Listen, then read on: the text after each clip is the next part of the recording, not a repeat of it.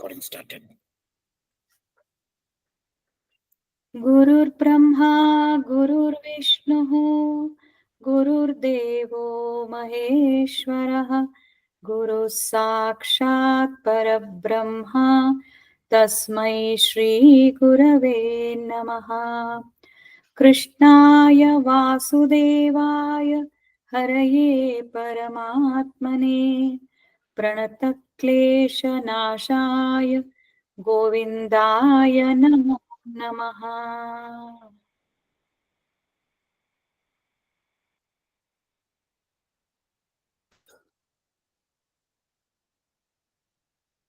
So on this auspicious Makar Sankranti, it's nice that we have assembled for a continuation of Bhagavad Gita, and incidentally it has fallen on Sankranti. So 21 to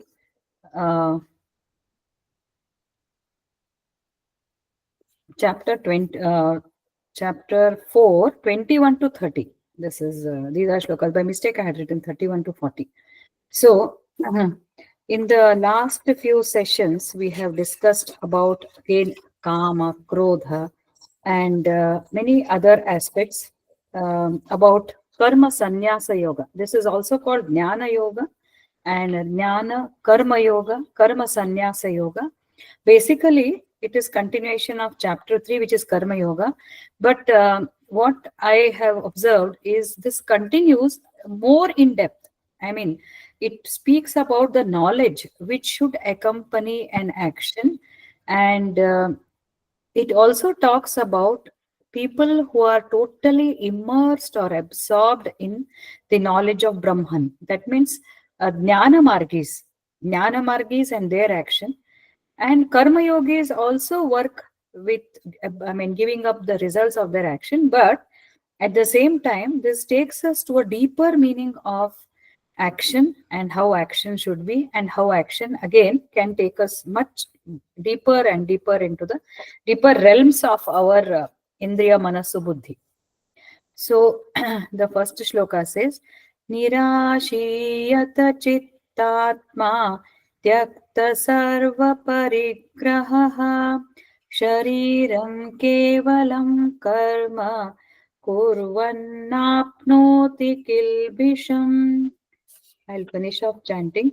Yadruchalabhasantushto Dvandvatito Vimatsaraha Samasiddhavasiddhau cha Kritvapi na nibadhyate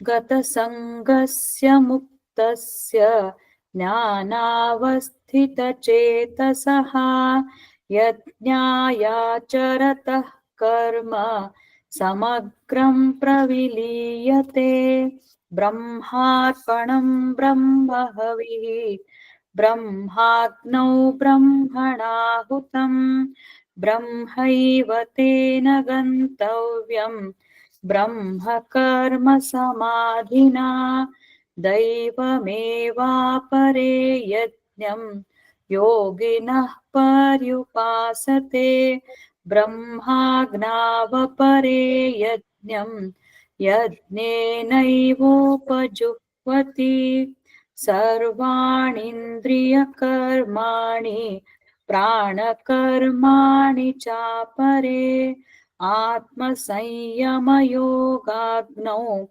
Juhvati Jnana Dipite Dravya Yajnastapo Yajna Yoga Yajnastatha Pare Swadhyaya Jnana Yajnascha Yataya Samshita Vrataha Apane Juhvati Pranam Pranopanam tatha pare Pranapanagatiruddhva Pranayama parayanaha Apare niyataharaha Pranan praneshu juhvati Sarve pyete yajnavido Yajnakshapita kalmashaha यज्ञशिष्टामृत भुजो यान्ति ब्रह्म सनातनम्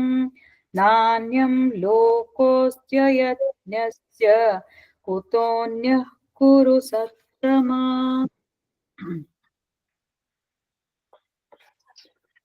So today's this thing is more of attaining deeper connection to the Brahman with self-restraint, self-control. How do we remain controlled? I will try to simplify as much as possible. So the first one is Nirashi Yata Chittatma Tyakta Sarva Parigraha Shariram Kevalam Karva Kurvannapnoti Kilbisham. That means without expectations, Nirashihi, without too many expectations or too many ambitions, with the mind and body. Yata Chittatma, controlled with the mind, and Atma means here it refers to ourselves, lower self. Controlled. Tyakta Sarva Parigraha, giving up or abandoning all the possessions or not having a sense of ownership. He or she does not suffer from any evil consequences of bodily action. So it's little complicated, the meaning. So what he's trying to say here is, how do we get rid of the binding of karma? We all know that we are all suffering because of our past karma. We are bound. As long as we feel I'm the doer, it's me and I and selfish, and contrary to what we discussed, I am not the doer. That's what Krishna says. But most of the time, 99% of the time, we as ordinary mortals, we say we are the doer. So we claim the doership. So when you claim the doership, then we get bound to the karma, and again you take rebirth. So that is how it happens. The whole effort of Bhagavad Gita, implementing Bhagavad Gita deeply, if you see, we want to, be happy. First of all, we want to be happy means we should get rid of the suffering. And ultimately, we realize that it's not, this is not only the result of Bhagavad Gita. The result of Bhagavad Gita or implementing spirituality is moksha, liberation. How wonderful. We want to get rid of our suffering and be calm and peaceful and happy. But when we practice sincerely all these principles, we understand that the results are much more. That means the results are very permanent. It is not a temporary relief from suffering. Krishna says, practice this and forever you are relieved from suffering. That means you are freed from the cycle of birth and death. So you are freed from cycle of birth and death when you are freed from the karma bandhana, binding of karma. So all these shlokas now, he ends saying how we can get rid of this karma. So he says, if a person has an attitude of not having too many expectations and always self-controlled me yata chittatma, self-controlled, and not having the sense of doership. Everything, I am not the doer, Prakriti is doing, I am Satchidananda. That is the Jnana Yoga. I shared recently another very beautiful explanation by Swami Sarvapriyananda. So I am not the doer. Everything is done by Prakriti. It is automated. I am just an observer. And then if he thinks like this and he doesn't claim any ownership, everything is his. Bhakti Yoga says everything is God's. Or Jnana Marga says everything is Prakriti. I am just an isolated self. So either ways we can take either of these two attitudes. So it is something which Prakriti is doing, and I will be absorbed. If you keep practicing this, if a person practices this, then all his karmas, he will never be bound. So there's a long way to go, but understanding is important. So this is a very, very difficult task, to remain self-controlled, always self-restrained. All that is not very easy, but taking one step at a time will definitely take us there, and it will clear us of so many births. If we are going to have some lakhs of births, maybe it will reduce to maybe a few thousands. So still not bad. And with every birth, we are going to learn more and more. So if you have no expectations, if you have self-control or self-restraint, and you abandon the doership and abandon all the possessions, then ownership, then these are some of the, this is how you can get rid of the karma. Then next one says yadrucha labha santushto dvandvatito vimatsara samaha siddhava siddhaucha kritvapina nibadhyate. Again, the major theme of Bhagavad Gita is balance, equipoise. So contented and happy with whatever comes on its own accord. So if you are contented and happy, not to bother too much, similar to the previous shloka, not bother too much uh, about expectations. So what if good things come on my way, I'm happy. And transcending the dualities, dvandvatita, transcending sukha dukkha, pleasure and pain, happiness and sorrow. So both are equal to me. So if we reach that stage, and free from envy, vimatsaraha, again and again, matsara is the greatest enemy. Jealousy, comparison, not being happy with others' achievements. If somebody is going ahead, if it pricks me, then I have to I have to grow. I still have a long way to go. Not easy, as I said. But awareness is important. We must understand that. Samaha siddhava siddhaucha. Success and failure. They they should be considered in a balanced state. Then even such a person also is not bound, even if he's doing any activity. Whenever we do any activity, we put our desires and we get bound. But these are all the suggestions given by Krishna to be self-guarded and see that you don't fall in the trap of this karma bandhana trap. We will also discuss what it means. So in Kali Yuga particularly, why we should be happy with whatever comes? Does it mean laziness? In ಯಾವಾಗ ಬಂದ್ರು ಬರ್ಲಿ, anytime let it come. If it comes, happy. If it doesn't come, uh, I should not be unhappy. That means, are we going to be lazy? No, we have to be working, because karma is, we cannot sit without doing any karma, as Krishna has told. Previous chapter, he has told how to do karma, with what attitude we have. And here he says, you keep doing the karma, but do not crave for something which may or may not come. Why? Why? The reason is, in Kali Yuga and in the system that we live in, there's a lot of injustice and wrong things happening as a collective karma also. There are so many people with different ideas, different thoughts, different level of evolution. Sometimes, even though we work very hard, we may not be able to get the equivalent results. We may or may not get. In the further chapters, Krishna says what decides the outcome. That's a different thing. Here also, many times we go in a truthful way, but we don't get the same response. But we are forced to be in that place. We are forced to live there. We are forced to be in that profession. We are forced to be in that institution or in that house. But you have to put up. So that is a negative part. But apart from that, at least if you have the basic comforts, we need to be happy and try to give maximum.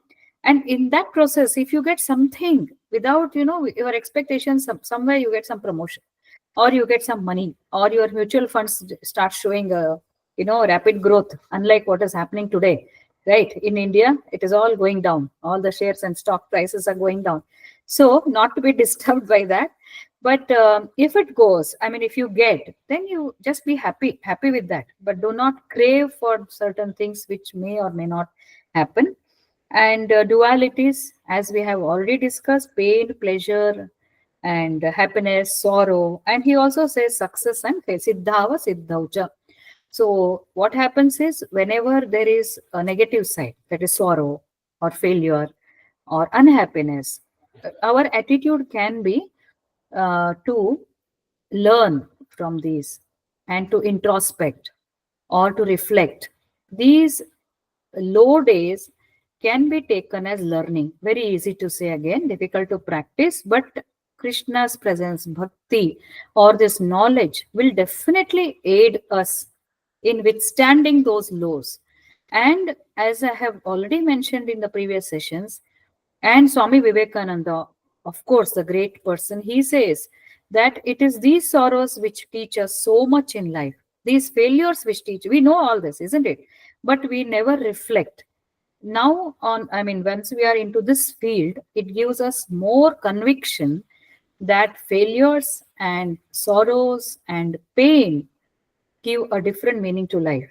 Whenever there is pain, we have to introspect and reflect in a very cool and balanced way as much as possible, and try to understand what is it trying to teach me, and is it can I become a better person by these blows.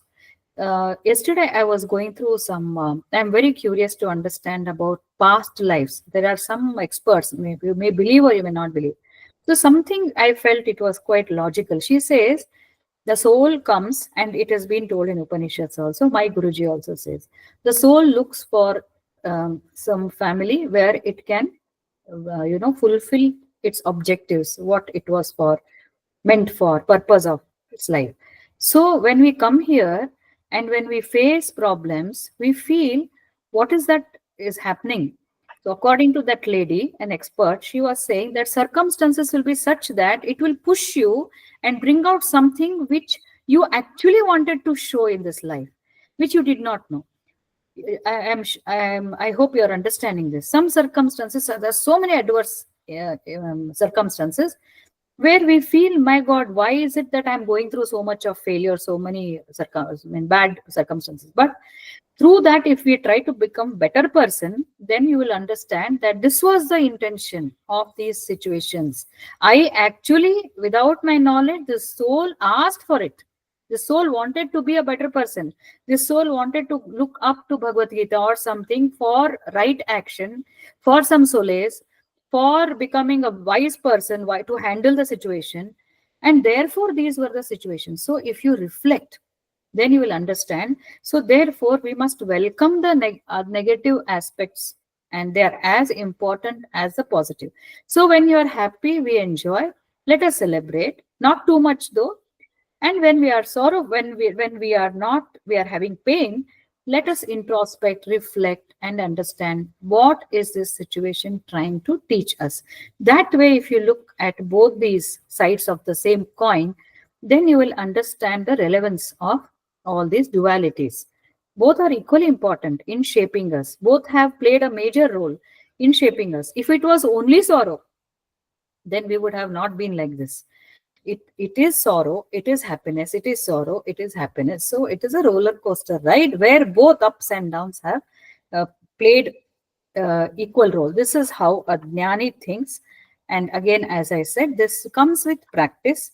And when we think and when we accept a little more at a higher level, then the karma will not go. On the contrary, if we start cribbing and start talking or thinking bad about the people or the situations that have caused us this one, then again it is a binding. That means you are craving for things which are not under your control, and you feel you are controlling them. So take another birth. That is how the chakra or the cycle of birth and death continues. So this is how Krishna says how karma can be you can get rid of karma bandhana. What are these karmas actually? There are three types: prarabdha karma, sanchita karma, prarabdha karma, and agami karma. Broadly, still there are sub-classifications. Prarabdha karma is accumulation of all the karmas in so many lives that we have led. Karmas means, as I said, impressions, and each one is programmed, so good and bad, both. And sanchita karma is one fraction of that prarabdha karma which we are going to face in this life. Agami karma is the effect of karma which we are going to accumulate in future. Agami. So without our knowledge, if we are not aware, if we are not conscious, we keep doing the same thing just like a machine. Once we become aware, we know what to choose. Then our agami karma also becomes well controlled. And now he says, so that is the way we control our agami karma in future. And I always keep saying man is the maker of his own destiny, because based on his wisdom, he will decide which is the right path for me to evolve. And my goal is to evolve. My goal is directed towards me inside. So that is agami karma. Now what to do about sanchita? So he says Krishna. Now these two shlokas, they say, whenever you do in future, if you start doing this way, then those karmas will not bind you. That means, in other words, people are those sages in Himalayas. Now you see in Kumbh Mela, you will get so many really genuine wise people, sages. So these people know what it is to be in life. So they're advanced in knowledge of Brahman. So for them, no agami karma, because they are always in the self-restraint mode. So no more karma will accumulate. And if you believe, last class, I think in Bhagavad Purana, I was talking about that. There are some people say, I don't know whether there's no validation for that. Even chanting, meditation and all can erase your karma. Erase. They say chanting for, you can do thousands of japa that can erase your past karma. So anyways, these are all the ways by which at least we can prevent the binding of future actions, future karma, because every karma, unless we are cautious, it will bind us. So let us try to take baby steps now. Then next means gata sangasya muktasya jnanavasthita chetasaha yajnaya charataha karma samagram praviliyate. Now onwards, he talks about how sacrifice or yajna is performed. So one of the commentators, as I mentioned, I am referring also to Vivekavani. So there he says that in Dwapara Yuga, when Krishna was telling this to Arjuna, yajnas used to be very common in Satyuga, Treta Yuga, Dwapara Yuga. So he's talking about types of sacrifice and not only the real yajna. So that is taken as a reference. Because yajna is a sreshtha, it is a topmost. So the offering everything in the fire, homa, something like that. So performing with the spirit of sacrifice. So what are all those he tells? Now, gata sangasya muktasya, devoid of attachment. Gata sangasya means without any attachment. Last time Uma was asking, it's quite deep to understand what is detachment. So we have been talking, detachment is not giving too much importance to the things, persons, places that are around us, not giving importance, detachment to the fruits of our action. Basically, detachment is when I do something, we say Krishnarpana. It is his work. I am not the doer. I am only an instrument. It is all his. This is a practical way, simplest way of practicing detachment. Ultimate detachment comes at an advanced stage, but this is how we go in the process of detachment. So gata sangasya, a person who is devoid of attachment and free, because his mind and or buddhi is established in spiritual knowledge. His closed eyes contemplating. This talks about jnana marga actually. His mind or intellect is fixed in atma jnana, spiritual knowledge, and performing work for yajna, in the spirit of sacrifice. His karma will dissolve. Here he says, that means whatever karma he has accumulated, that will dissolve. It will burn in the fire of this sacrifice, because he has completely detached himself. That means now he knows, I have nothing to do. This is a very advanced stage, samadhi sthiti. This world is of, it's just prakriti, it's an illusion. The truth is Satchidananda, and I have nothing to do here, and I am free. I am free because I am Satchidananda. He lives in that knowledge. It's not just a vagabond like of freedom, kind of freedom. It is with jnana. He lives in that spirit of true knowledge. So he performs with a spirit of sacrifice. What does he? Any action he performs with a spirit of sacrifice. So that now we must understand that we can start practicing with the spirit of sacrifice. Anything we do now, the next shlokas are explained like that. In what ways can our actions, our day-to-day activities can be converted or can become a sacrifice with the jnana, with the knowledge. Now, next shloka is Brahmarpanam Brahmahavihi Brahmagno Brahmanahutam Brahmaiva Tena Gantavyam Brahma Karma Samadhina. So, now continuing with the sacrifice or yajna, in yajna, okay, yajna, where there is a homa kunda and there's a fire, there's a person who is chanting mantras, there's a person who offers havi, it is called. Havi, he means the ghee as well as the food stuff which we give. The entire food, no, purnahuti we give. So that is considered as havi. And we chant prayers and we offer that. So in this process, This shloka says the process of offering is Brahma. The process of offering, Brahmarpanam, Brahma Arpanam. Arpanam is Brahma. And Brahma Havihi. Havi you give is also Brahma. Brahma Agni, Brahma Agno. And Brahmana Hutau. So offering process is Brahma. Then whatever you're offering, ghee and ahuti is Brahma. And the offerer is also Brahman. And the fire is also Brahman, Brahmana Hutam. Then by that Brahman alone is to be reached by one who is in samadhi of Brahma action. So you can understand this little complex. So the whole meaning says offerer is Brahman, what you're offering is Brahman, the fire is Brahman, and everything is Brahman for the person whose mind is fixed in Brahman, Samadhina. So the person is, this yajna is taken as an illustration. Okay, Samadhina is who's completely absorbed in divine consciousness. So this is taking us to a little higher, this one. We must spend a little, we must have a little concentration in understanding this shloka and all these which follow now.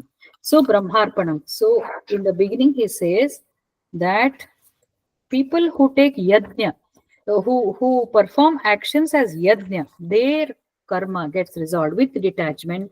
Gata sangasya muktasya, in the previous shloka he says, they are free, they are already liberated, they are free because they have nothing to do in this world. Their mind is fixed in Brahmadnyan. And then in this shloka he says, everything is Brahman for a person whose mind is fixed in. That means at least we must have a knowledge that this is about yajna, havi, fire, everything. What about our day-to-day actions? The doer is Brahman. What I'm speaking is Brahman. What you're listening is Brahman. Everything is Brahman. That means we need not differentiate the Parabrahma or the super consciousness or consciousness and what is happening around. That means here he is merging the Prakriti and the Purusha. Everything is Brahman. Everything is Brahman. He's trying to say that. So when you perform action as yajna or sacrifice, we will never feel that it is something different. Anything we talk, we eat, we work, we teach, we treat, everything is Brahman. The words that we speak is Brahman. That is what he is trying to bring. Because everything is considered as a yajna. Rather, we should consider it as yajna. And I am the Brahman, you are Brahman, we are speaking Brahman, the Gita is Brahman. Everything is Brahman. That is the meaning. Another thing is, whenever we chant this mantra, we had discussed this, isn't it? So we discussed that we chant this while actually eating, because there we say the food, the feeder, the process of eating, everything is Brahma. And here the Agni is Jathara, the digestive fire. And into that fire of sacrifice, this eating, nutrition is considered as important as yajna. Kindly underline, the last shloka of today also comes back to this food today. So the act of eating, why are we eating? To sustain ourselves. Why this body has to sustain? To evolve, to do this sadhana, to understand this, the brain should get the nutrition. So the Jathara Agni, there is a very, very great yajna being performed in our digestive system. So that is Jathara Agni, isn't it? The enzymatic action, lot of reaction we all know as doctors and all of us know. So many chemical reactions take place. There is literally an Agni which is taking place. Into that we are offering this. If we do this with this attitude, if we eat, then definitely food can be considered as yajna and it will have great consequences. The attitude or the mental state with which we consume our food has a great impact on our behavior. It has a great impact. There are many, lectures to this. I don't know scientific evidence because this is something metaphysical. So, but however, and nowadays we are understanding gut-brain axis. I'm coming to that. Gut-brain axis. There is a relationship between our gut health and our mental condition. And they have also found that people with depression, people with anxiety can be treated with probiotics. Probiotics can, which change the gut health, can bring about great improvement in their mental state.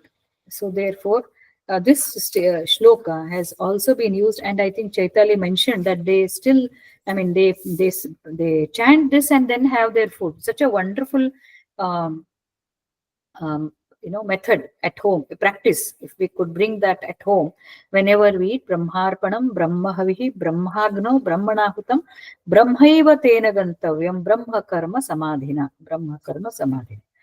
Then now he starts describing what are all the ways in which such a, if you want to call it sacrifice, in what are all the various ways by which a person who is a jnani performs yajna. Okay, very simple. I mean, very relatable, I should say, if we can understand that. So, daivame vapare yajnam yoginah paryupasate. Brahmagna vapare yajnam yajne naivopa juhvati. So, some yogis perform sacrifices to devatas or gods only. That means typical standard yajna, right? They call the devatas or even pujas, rituals. So this is one of the ways, by using their mouth, speech, hands, all indriyas, the entire body is used in arrangements, chanting, mind is used, buddhi is used, and they offer. That's also acceptable. Some, he says, right? This is one of the yajna. Then others, brahmagna vapare yajnam. But others by practice such sacrifice by union of self with Brahman. Self with Brahman means these are the yogis who sit, contemplate, meditate, and go into a stage of samadhi, like Ramana Maharshi, like Sri Ramakrishna Paramahamsa, like Swami Vivekananda, all these great yogis, or even so many yogis we have got in the past. Then he continues. So this is one of the ways. Then they say Shrotran Indriyanyanye Sayamagnishu Juhvati. Shabdadin Vishayanyanya Indriyagnishu Juhvati. These literal translations are little complex, but let us try to simplify that. Then, with the help of in this shloka, he says, see, some of them by they sacrifice the sense objects and the sense objects into the meaning says like this: restraining the senses and rejecting the sense objects. They sacrifice the sense objects into fire of senses, sacrifice fire of senses into fire of restraint. So let's not get into these meaning. The meaning says that some of them perform yajna by self-restraint, controlling the senses. So this thing applies to us also. Controlling the senses means what? Controlling the distractions, not yielding. We have discussed this again and again because this is again the main theme of Bhagavad Gita. So he says, don't yield to unnecessary distractions, overeating, or today's world, what is the main distraction? Our social media, WhatsApp, Facebook, or even LinkedIn also, or to continue to chat, Instagram. So many distractions. So if we need to control that. That is considered as a sacrifice. If you control, no, you're sacrificing something, isn't it? You're sacrificing your pleasure. For what? For my improvement, to get my union, to get go near God, or to become more divine. So that is one. And it can be done either controlling or not going there, going to some places which tend to distract you. In other words, it's not a complete control because, as I mentioned, it will have a rebound effect. It's a controlled phenomenon. You control them. If you're going 10 times, go 5 times. If you are seeing movies once a week, then you can make once a month or something like that, gradually. So gradually we can control, and we need not give up entirely. It itself will take care. As we progress, our prakriti will go towards that, and we ourselves will start giving up. If you observe yourselves in the last maybe 2-3 years since you started listening to Bhagavad Gita, or reading about spiritual things, there might have been some of your weaknesses which automatically they have gone. You don't feel pleasure in doing them, because now your taste has gone towards more sattvic taste, isn't it? So little bit of step, 1 or 2 steps if we take, then the momentum takes us towards higher things. We just have to be cautious and aware. So this is also one form of yajna. What is this yajna? Sanyama yajna, sanyamagni, sanyama agni. Always yajna is towards fire, isn't it? Sacrifice towards fire. So here there is fire of self-restraint. Very beautifully he has written actually.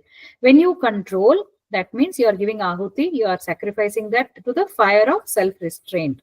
And that takes you towards the higher things. Then he says, Sarvan Indriya Karmani, Prana Karmani Chapare. Atma Sayama Yogagno Juhati Jnana Deepite. Some sacrifice all the actions performed by this body and all the functions of prana in the yogic sacrifice. That means practice, meaning is practice self-restraint, practice pranayama, okay, and be absorbed, jnana deepite, with the understanding like how we are discussing now, understanding this, let us go and practice. That becomes a sacrifice. I am trying to simplify the word meaning. Then, dravya yajna, tapo yajna, yoga yajna, tathapare. Swadhyaya jnana yajnascha yatayah samshita prataha. Dravya yajna is some of them sacrifice by way of charity. It means we can do charity. And austerity. Austerity means tapas. What is tapas for us? Can I and you go and sit in the forest and do tapas? No. If we have some purpose in life, continued perseverance towards that amidst all the odds is tapas for us. If we have to practice, if we have to read so many hours before preparing a lecture, come what may, I will prepare. If the student has to achieve something, if the person has to appear for another interview. So every stage of life, there is an opportunity to do tapas. In a medical field, when we tried for our postgraduate seat or undergrad seat or during medicine, how much of tapas it required to do that? Not only in medicine, in any area, any medical, non-medical, or even in your jobs. Don't you do tapas? You have a presentation, you sit whole night and give your heart and soul. That is tapas. So some of them do such kind of tapas, but if this tapas is directed towards evolution, that means you just offer it and say, I am not the doer. Do that, and then in our day-to-day life, then say, I am not the doer, I am an instrument. That becomes a yajna. And some of them do with rigid vows, and that is Swadhyaya Jnana Yadhyascha, Samshita Vrataha is vows and sacrifices, and rigid self-restraint, others endowed with self-restraint and rigid vows offer they also offer this as sacrifice, and some of them through reading scriptures and gaining knowledge. That also is Swadhyaya. That's also considered as sacrifice only. That's also considered as yajna.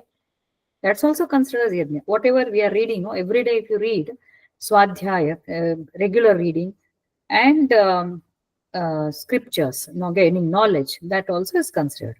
So he has given various ways of performing because people belong to different mentality. Somebody may be very rich, filthy rich. Suddenly he wants that I should evolve myself. I should go in the direction of Brahmajnana. Then he will donate. He will donate. He will donate to the poor. He'll donate to the for education. For people are poor, starving. So he will start giving that without a sense of doership. That is condition applied. So that becomes a sacrifice. So do it in any form. In other words, Krishna is telling these are the ways they are doing. That means these are the examples he is giving. That means these are the ways which we can follow, whichever we feel appropriate for us. There is no restriction. That's why last time we have seen, he says there are so many paths. You can follow any of them as long as it is done with the right attitude. Not only that, he says, apane, next one, apane juhvati pranam, pranopanam tathapare, pranapana gati rudhva, pranayama parayana. So here he says, some offer as yajna the outgoing breath into incoming. So don't go by the literal meaning. So pranayama itself, apana, vyana, apana, they say. Vyana, apana. Apana is ingoing. And outcoming is prana. So that he says, sorry, Vyana, Apana. So both of them constitute pranayama. So this breathing, it constitutes, it regulates the prana. Prana is the fresh vital energy which we are taking from the external world. Medically also we know that, and that regulates all the functions of the body. Without prana, and it is not just the oxygen, it is not just, it is a uh, oxygen with giving vitality. That means it's beyond just oxygen, it gives nourishment, it gives life, I can say. It gives life beyond oxygen, but only oxygen is not enough for life, isn't it? It gives a sustenance, viability, cellular viability, you can call. So if you practice that, so pranayama is considered as a fourth in Ashtanga Yoga. Patanjali's Ashtanga Yoga prescribes all this, many things. In that, pranayama becomes a very, very important. So some of them perform yajna just as a pranayama. That means the yoga in the form of yoga, or the person who is involved in Brahma Jnana, he uses this also as a yajna. Which one? Yogasanas, pranayama. And there he keeps thinking that this is offered as a yajna to the Lord. Then next one, apare niyataharaha pranan praneshu juhvati. Sarvepyete yajnavido yajna kshapita kalmashaha. Now he comes to another very, very important. That is, others with disciplined diet, niyataharaha, sacrifice the pranas into pranas. I'm not getting into very deep meaning of this because actually it goes in a very, very deep layered fashion. Whatever is relatable to us, I'm restricting the explanations to that much. So he says, others perform yajna with disciplined diet and sacrifice pranas into pranas. That means using this disciplined diet, they control the pranas in a broad way. All these are knowers of yajna, having their evils consumed by yajna. That means these people who follow all these types of yajnas, they know that performing actions as yajna will dissolve our sins or evils or past karma. You need not call them as sins also. Sins means the bad things which have come of our past karma. So they are going to be consumed by this yajna. So he has uh, given different types of yajna. Now he says, yajna shishtamrita bhujo yanti brahma sanatanam nanyam lokostya yajnasya kutonya kuru sattama. Those who eat the remnant of yajna, yajna shishtamrita bhujo, go to the Brahman. This world is not for the non-performer of yajna. Then what about the other worlds? That means Svarga, all those 7 worlds above. So ultimately Krishna is saying that take up any form, but performing actions in the form of yajna, sacrifice, offering, is the way for getting out of karma bandhana. Coming to food, food is the first thing, isn't it? The most important thing, just like prana, that is the breath, here also food is an essential element that gives us sustenance. So we must take extra, even if before going to the yajna aspect, we must understand the basic requirement for any of us, whether we are in spiritual path or not, to be healthy. We all know that food should be pure, fresh, and it should not be contaminated. And apart from that, they say it should be pure. That means not contaminated, as I said. Timely food consumption, food in moderation, and the if you go towards the spiritual seekers, or if we want to be little more our mind, you can make out that one. When we have such kind of food, it should be obtained from right earning.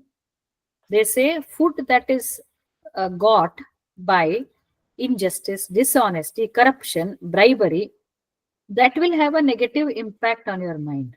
some commentator has told. And as a spiritual seeker, it should be offered to the Lord. So those who eat the, only when we offer and eat, that means we are eating the, in the previous shlokas also we have seen, as a prasada. So offering is a must. I'm sure all the religions have this. Even the Christians have, even the Islam says we have, and therefore it says Brahmarpanam, Brahmahavihi, Brahmagno, Brahmanautam. We must say that. And then we offer it to the Lord and then eat. Then it has the effect which it is supposed to have. Unfortunately, today, what is happening in today's world, leave alone spiritual things, we are getting food at the wrong time, isn't it? All the food marts, Swiggy, Zomato are open throughout night. I saw one biryani store which sells biryani at 4 a.m. Is that the time to eat biryani, first of all?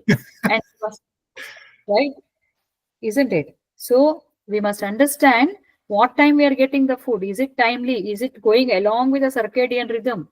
How we have to eat, how many times we have to eat, and with our age, with our lifestyle, accordingly we have to modify and the content. And as we grow in our understanding, we must choose sattvic food. Sattvic food is less spicy and not too much of it's not a stale food, no reheated food, freshly made, ideally. This is the ideal situation, but certain things we cannot avoid. So Swami Mukundananda had mentioned in one of his commentary, he is a very learned person actually.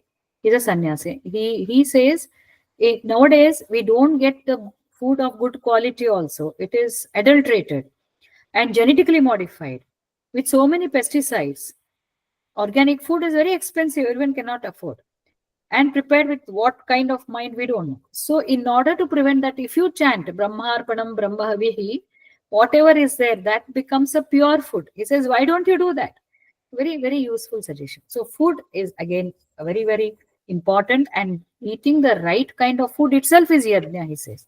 So, that is so. Then he says, after offering all this yajna in the form of so many things, what are all those? He says, control your sense organs, control the distractions, offer it as sacrifice, reject all the unwanted, unnecessary talks, unnecessary actions, over ambitions, over expectations. Keep it in moderations. Follow pranayama, follow yoga, charity, and tapas, and regular reading, swadhyaya, learning from scriptures, and breath control and diet control. All these ways we can do the yajna. And then after that yajna, you enjoy your life as though it is the prasada of this yajna, as though it is prasada of this yajna. Then there is no doubt about clearing your karma, and always be absorbed in the knowledge of Brahman. So this chapter is basically focusing on jnana, karma jnana.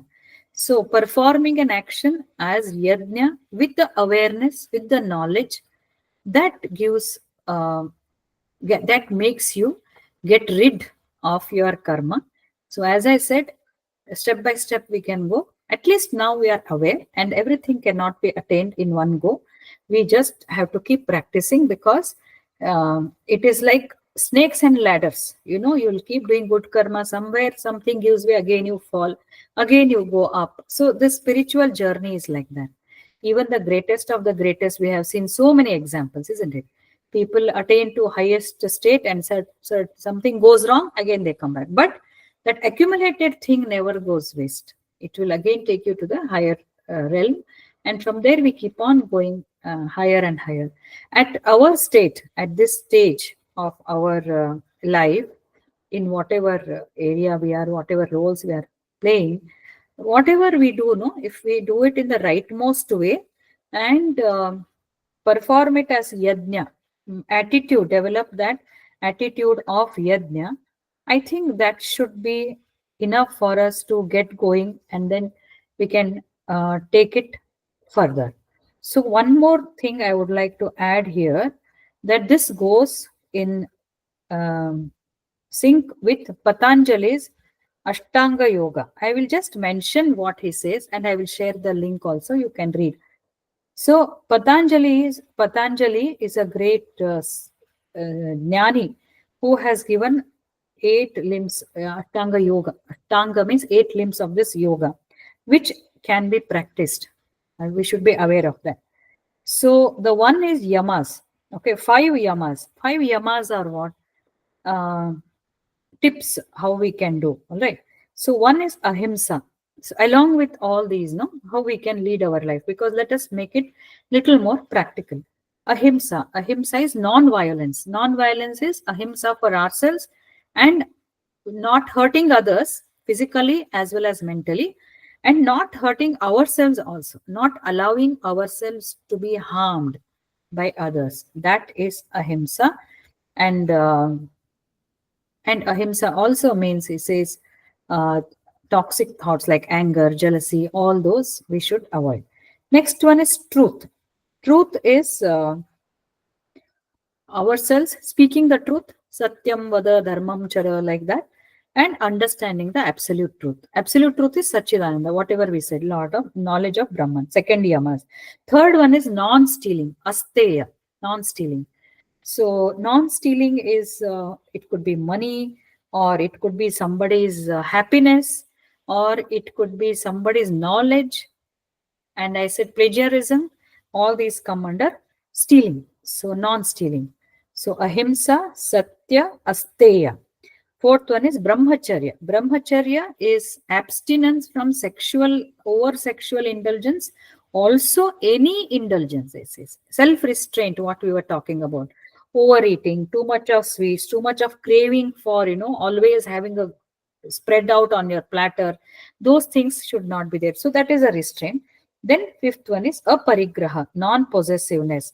Non-possessiveness also means not accepting gifts. Actually, aparigraha means not possessing and not wasting our money and everything in accumulating wealth. That also is aparigraha. Also not accepting gifts also comes under part of this one. So these are the 5 yamas. First one is yamas. Ashtanga yoga has got 8. First limb is yamas. Yamas will be aparigraha, non-possessiveness, brahmacharya, asteya, non-stealing, then truth, satya, and ahimsa, that is non-violence. These are the 5 yamas. Then after that comes niyama, limb 2 out of the 8. Niyama is shaucha.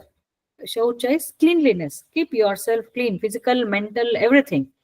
Physical as well as mental. Mind should be pure, body should be pure. Cleansing. Then santosha, contentment. Third one is self-discipline, tapas, what he said here. Swadhyaya, he is also told here. That's why I said it's relatable. Self-study. Then Ishvara Pranidhana, connection with the divinity. So these are niyama. Niyama is connecting with the divinity, self-study, self-discipline, contentment, and cleanliness. Mind pure, body pure. So 2 limbs are over now. Then the third limb is asana, physical yoga you have to do. He has given, we know all those. Fourth one is pranayama, expansion of life force energy, pranayama. And then fifth one is pratyahara, withdrawal from the senses, self-restraint, pratyahara. Parigraha is different, pratyahara is different. Pratyahara is withdrawal from the senses. That means you can use the methods to control. If I say, no, I don't want to go there today, mind will say, okay. Tomorrow again, it will bounce back. So you must have methods to continuously, consistently have this restraint, like meditation, like pranayama. Pranayama is the best way. Before I go to the next one, pranayama actually calms down the mind, settles down the mind, and breath is the food for mind. Prana is the food for mind. So when you control your breath, when you concentrate deep breathing, your mind automatically settles like that. And it's a good exercise for most of the physical illnesses also. And then dharana, concentration. And then we have dhyana, meditation. And last one is samadhi. So these are the Ashtanga Yoga of Patanjali. I will share this link. These are can be practiced little, not everything. But now, like if we become aware, then we become conscious when whatever we do. So these are the things which Krishna has told, and the same thing what Patanjali, it has, all these are derived simultaneously, and those should be performed as yajna. You can take all Patanjali's yoga should be performed as yajna, sacrifice, and then considered as sacrifice. Then we become free from our karma. And whether we become free from karma, past karma or not, first we should be guarded on our day to day. Today, live in present. What am I doing now? So if we start taking care of that, I'm sure the whole conscious, we become conscious and aware, and then we move upward, and then we try to clear off our past karma. Otherwise, when we are suffering, if we have the knowledge that this is nothing but in spite of putting so much of effort, why is that I'm suffering? I don't have anything in my hand. It's all Prakriti. It's law of karma, and law of karma is Bhagwan's rule. So I let go, and as I said, let me understand from this suffering. Do I have anything to learn? So with that attitude, if we continue, I'm sure we will be going higher and higher. So there I end today's this thing. Open for your inputs or discussion. Anything would you like to add? Anybody? Suachala? Pratima, can you touch on this 29th text once again? 29th. Okay. Apare niyatahara. That one. Think about No. pranayama, you said, right? Pranayama. Yeah, this one. Apane juhati pranam. Okay. So, 29. Apane juhati pranam, pranopanam tathapare, pranapana gati ruddha, pranayama parayanaha. Some offer as sacrifice the outgoing into incoming. Outgoing is apana. And one second, I'll just tell you. Apana vyan. One outgoing means. I just wanted to know that how the word sacrifice is related to our breathing, inhaling and exhaling. Okay. So Okay. then, on the last words, he touches as sacrificing it. So that's where I just wanted to a bit. No, the word meaning is in the same shloka, no? You are saying? Yes, correct. Okay. Some offer as sacrifice the outgoing into incoming. Some others some others sacrifice incoming into the outgoing. So pranayama has got outgoing, incoming, alva. We breathe in and breathe out. So some of them we breathe out to sacrifice into the incoming. We breathe out to sacrifice into. That means we are offering it. We can take it like that. Some others take in to sacrifice into the outgoing. Okay, I'll come to that. Or some of them stopping both. So that is called rechaka. We withholding the breath.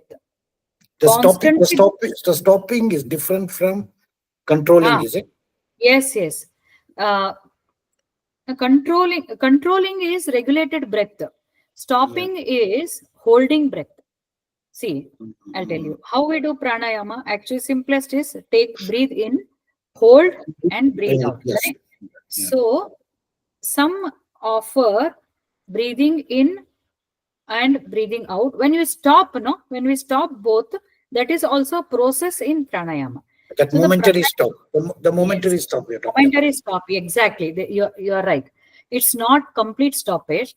So ingoing, stop, outgoing, again stop. Actually, there is one more type of pranayama which people say it's called boxed breathing. You take, stop, exhale, stop, then inhale. So stopping can happen depending on the type of pranayama. Either you can withhold stopping, or we'll call it as holding the breath.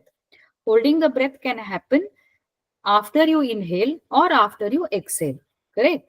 So, so the sacrifice could be either you take, this is one sacrifice because it's ending in outgoing, or exhale because it's ending in incoming. Correct, no? Are you clear? Yeah, right. You're right. So either, both are considered. Some of them consider this. Basically, though they have called it in a very, if we go deeper, there's much more to that. But what it means is the whole process of pranayama, either it is incoming or outgoing, can be considered as, should be considered as a sacrifice. That means this yogi is practicing pranayama for as a part of his yoga, but he considers this as a yajna. It is part of his activity. It is not the only activity. So if you take, some people give dana, some people, it doesn't mean they are doing only that one. They are doing that as part of other activities, but that could be his major, objective. So here, this person is trying to reach to the Brahmadhyana through pranayama, through yoga, and that he's giving it as a sacrifice. Or yajna. Sacrifice means yajna, offering. I'm offering my, clear, no? Yeah. So breath, control of breath is what, control of breath is awareness. And in my, my impression about that is, you can regulate the time you take to inhale, time you take to exhale, time you take to withhold. Otherwise, it's going automatically, involuntarily. But when you focus, when you concentrate, you can count 5, you can count to 10 and hold for 10 and regulate, because regulation of breath, if it comes under your control, then there's a lot of power you get within. You're controlling your vital energy, but it should be done under the guidance and proper way. It is not just the, just because I can withhold for 20 minutes or 20 seconds or 30 seconds, that's not the way. It has to be done in a particular way. It has to be done with a particular mental attitude also. So that also is there. And we have to focus on the, that's also control. Concentrate on the air that you take. Concentrate on the exhalation. Concentrate when you breathe. And no distractions during that. So that actually, it is very powerful. I have experimented this pranayama on my husband's insomnia, and it is working very well. If you have insomnia, lack of sleep, just deep breathing and concentrating on that breathing, that will settle the chaotic mind. It will settle all the disturbing thoughts. Very powerful way of controlling so many mental disorders, or it could supplement the medications. I always say you need not give away, but very good, support to the ongoing medications. You will reduce the dose. This is a very effective channel, and not only for mental illness, physical illness also. It improves oxygenation. It has a good mind control on the body physiology. So it's so you're clear, no, Jayachandra? Yeah. I'm hearing it. Yeah. Okay, thank you. Yeah. Okay. Anybody? Yeah, thanks. Anybody else? Peter, anything you want to add? Ma'am, the word muktasya is there, no, ma'am, in 23rd sloka. In that word meaning I want, ma'am. Here they have given Jivan Mukta, the one who attained Jivan. Liberated, yeah. Liberation, Free. okay? Yeah. Liberation, yeah. Because of devoid of attachment and liberated, yes, muktasya, liberated or free from what? Attachment. You can consider it that way. Or liberated means completely liberated. He has attained that state. So he does not have, his karma will dissolve. He has no binding because already he is liberated, isn't it? Muktasya, gata sangasya, there is no attachment. Muktasya, free. Jnanavasthita, he is describing the attributes of a person whose karma has dissolved. Yeah, okay. Properties of a person whose karma has dissolved. Gata sangasya. Characteristics like that, Characteristics, exactly, yes. Characteristics. Okay. Yeah. Okay. Anyone else? Was it too high or something? Yeah, Peter, anything you want to add? Oh, well, you made me laugh with the 4 a.m. biryani. Oh, bye. Come back again. You made me laugh with the 4 a.m. biryani. I didn't get you. Biryani. You said that 4 a.m. you get the biryani. Yes. Actually, there is one biryani center where there's a long queue at 4 a.m. I'm not exaggerating. It must be good biryani. Yes, it must be a good biryani. I don't know. Maybe you come to India, I will take you there. But I don't want you to have it at 4 a.m. That's the worst time to eat biryani. I can go public saying this and everybody will agree. Yes or no? Ma'am, Can at we? Hyderabad, 12 p.m. to 4 a.m. it will be. Oh, that's what I'm saying. Maybe somebody, I don't know whether it is the same Meghana's biryani. I don't know. I don't want to quote, but that's how it is. So yes, we must have a time, timelines. We should be regulated. Ed.